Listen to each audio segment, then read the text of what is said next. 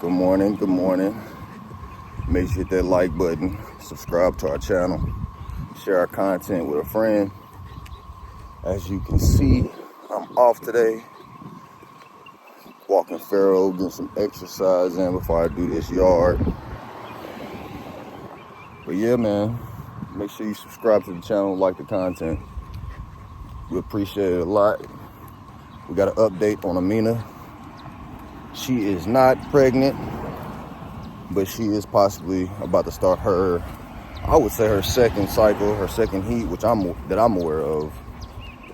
I want to say she had her first one around 1.5 years. And she hasn't had one since that I have noticed. But she will be 3 this year, which makes her full grown. She is going to another vet that specializes in breeding, and she is, some other stuff. Just to check things out with her. I mean, she's doing fine.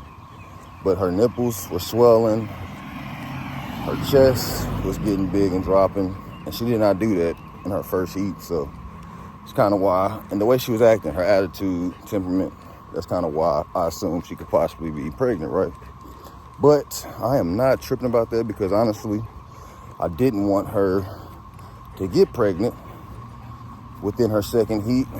And you ask why? Well, because the economy, my work schedule, a lot of factors that play into it. But needless to say, she is not pregnant, but possibly I may breed her upon the second heat. Not sure yet. I mean, I got people that are definitely interested,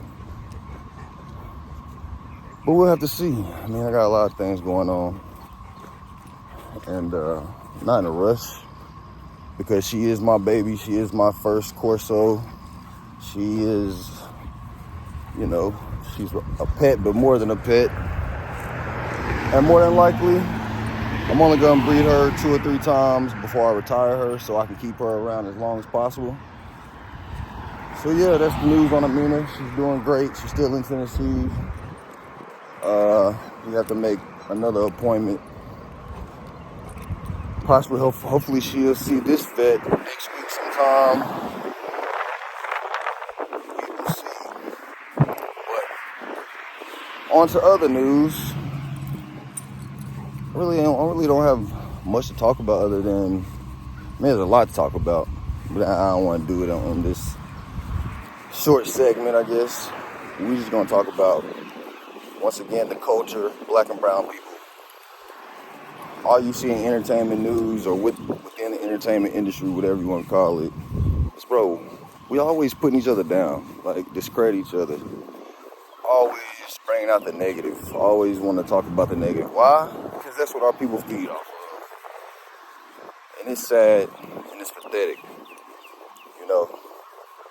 Most of our people are talking about 40 acres and a mule, or the government owes us this, and blah, blah, blah. And that's why most black and brown people are Democrats, because if you haven't noticed, the Democrats give so much to keep y'all so low, keep y'all lazy, to keep y'all laxed. And that's why y'all's voice don't get heard. That's why your lifestyle don't change or get better. You have kids and they end up just like you, bums, worthless, and pathetic. And I'm not talking about all black and brown people because I don't fit that category. I mean, there's other people that don't fit that category. We get up, we go to work, we teach our kids responsibility, we show them responsibility, how to be responsible. But for the majority of us, that's not the case. And I want to talk about the men today, because honestly, there's a lot of sorry, pathetic ass men that don't do shit, right? And to be honest, the ones that do have kids don't even have nothing to leave their kids, right? You die today, die tomorrow, your kids are still bums just like you. And that's the sad part about our culture, our society, the way we live, or whatever you want to call it. But I don't know. I don't know what changed that. Because as long as somebody's giving you a handout, you have no intentions to change. You have no drive to change, right? And I heard earlier this morning about Shaq and Shannon Sharp going back and forth. Dude, it's pathetic, man. Like, man, who gives a damn what Shaq does or what he did or what Shannon Sharp? I mean, they're successful. They made it to a certain level that others didn't make it. And that's the problem. Like, I mean, what is there to really talk about? Come on. You know, why can't y'all go talk about these YT people? Why can't y'all go put them down?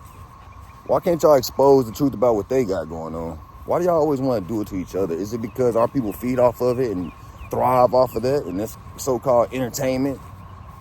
You get clicks, likes. Like, what is the purpose, bro? I mean, like, there's so much more that you can be telling our people and encouraging our people to do or to change or to fix. But instead, y'all really just talk about each other and the negatives. And bro, it's like, it's getting old. And at the end of the day, if you do believe in a higher power, you will be held accountable. You know, like, as you can see, I went and got a shape up last night by a young white man, 23 years old.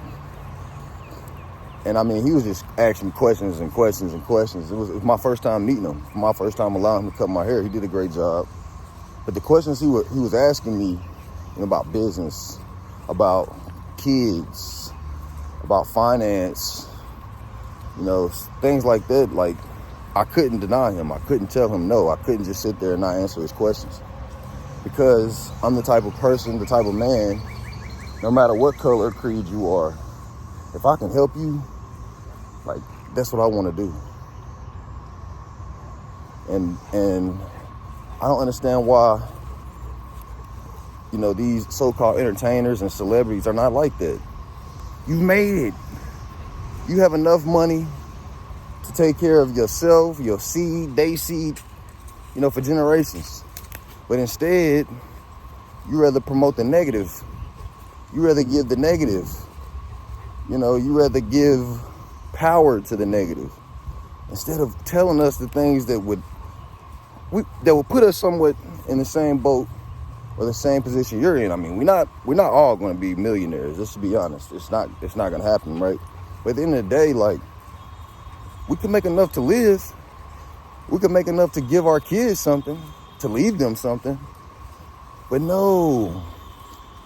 And I believe it was Hassan Campbell that was talking about the gatekeepers. I think it was yesterday. The gatekeepers and how these black, powerful people that have money, that have fame, that have notoriety are the gatekeepers, right? But like you said, in the day, they have to answer to somebody, whether it's the Jewish people, the white man, whatever you want to call these people.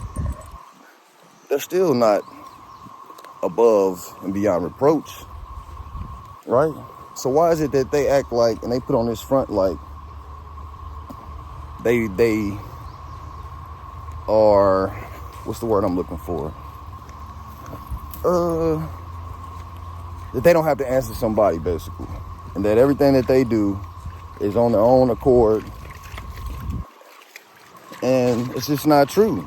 You know, as soon as one of them do something that one of those people I just mentioned don't like or don't approve of, guess what? You've seen it with Kanye. You get stripped of your title, of your money, of your business ventures, right? So this goes to show, you don't run shit as a black man, as a brown man, at all. Ain't nothing really yours. It's what they allow you to have. It's what they give you until you go against them ultimately. You know, and I understand a lot of you are worried about the election, politicians. To be honest, that's a game too. I mean, at the end of the day, you can say all you want. You know, my vote counts, it matters. And be honest, they're going to put who the hell they want in those seats, in those positions. for the agenda that they want to push. And to be honest, Barack Obama didn't do shit for us. And if you look up the history of Barack Obama, he actually killed more black and brown people than almost any other sitting president, right? The Middle East. Most of these countries are trying to occupy and take over the Middle East. And yeah, some of y'all will say it's because they have oil and rich in minerals and stuff like that. Nah, that's bullshit, right? It's all based off of what you would consider biblical text, but for some of you Christians and Muslims and whoever else you believe in, did you not know that there are texts out there that are way older than the Quran, the Bible, where these books derive from, and that their books were copied and mimicked after these old texts? So I feel like the Middle East is a playing ground. It's a playing field for some of the things that they believe are still there, that are powerful entities to control and to manipulate the masses. I do listen to Billy Carson. I think Billy Carson is a very smart and educated man, and the things that he talks about makes much sense to me, because he also has a lot of proof, a lot of facts that he can back up. But you as black and brown people choose to believe what your ancestors got whipped, raped, killed, and made to believe.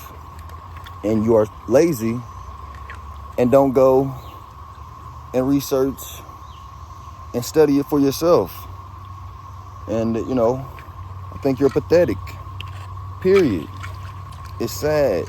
It shows how lazy and how dumb and how uneducated you really are, because you'll believe and buy anything these people tell you and put in your face, right? So yeah, man, I just wanted to get on here, talk about a few things. As you can see, me and Pharaoh at the creek.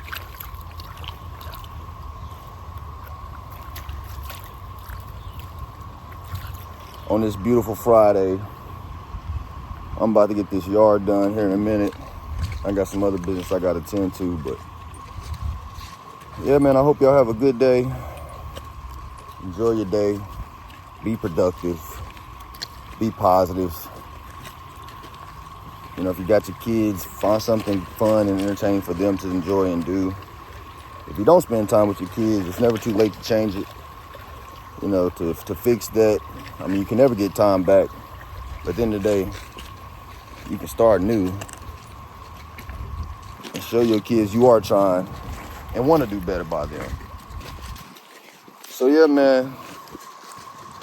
Like, share, subscribe to our page. And I'll get back with y'all. Enjoy your day.